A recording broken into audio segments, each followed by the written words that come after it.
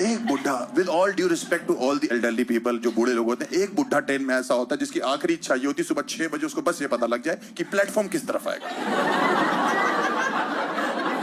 पक्की बात है, आपने एक्सपीरियंस किया होगा। 5 बजे उठ जाता है और मारनी चालू करता पूरे डब्बे की। बेटा प्लेटफॉर्म किस तरफ है?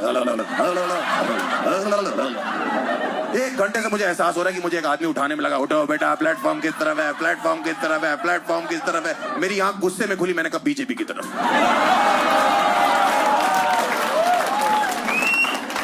सब कुछ उनकी तरफ।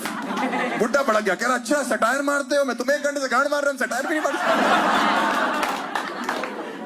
विद ऑल ड्यू रिस्पेक्ट, कुछ बुढ़े ऐसे होते जो चढ़ते ही ट्रेन में लौंडों के साथ केबीसी खेलने के लिए। इनके सवाल नहीं खत्म हो रहे ट्रेनों में, बगल में आके बैठ जाएंगे, और बेटा कहाँ रहते हो?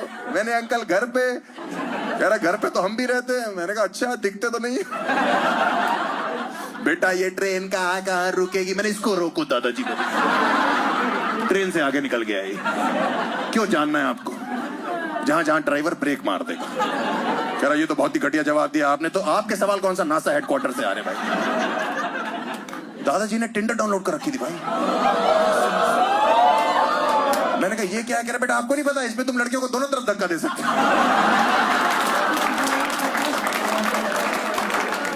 मैंने कहा वो तो ठीक है, लेकिन ये क्या तरीका है स्वाइप करने का?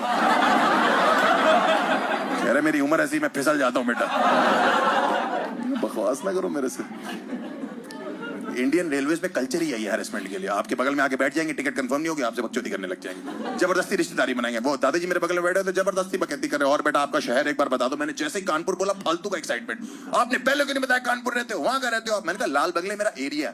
आपने बताया क्यों नहीं, टाइम वेस्ट कर दिया वहां का? मैंने कहा कैंट एरिया है, मैं वहां रहता हूँ। आपने बताया क्यों नहीं है? चाटा मार दिया। मैंने कहा दादाजी आप कहाँ रहते हो कानपुर में? कह रहे नहीं बेटा मैं तो आगरा का रहने वाला। तो ताजमहल के सबसे पुराने ईंटें, मेरी बात सुनियो। इतनी देर से कानपुर कानपुर क्यों खेला? कह रहे बेटा बात करते करते 6 घंटे का सफर 3 घंटे लगता है। मैंने कहा दादाजी मार खाते खाते यही सफर 12 घंटे लगा। कह रहे मैं तुम्हारे दादा की तरफ मारोगे मुझे? मैंने कहा मर गए मेरे दादाजी। कह रहा ओ बीमार थे? मैंने कहा नहीं बच्चों।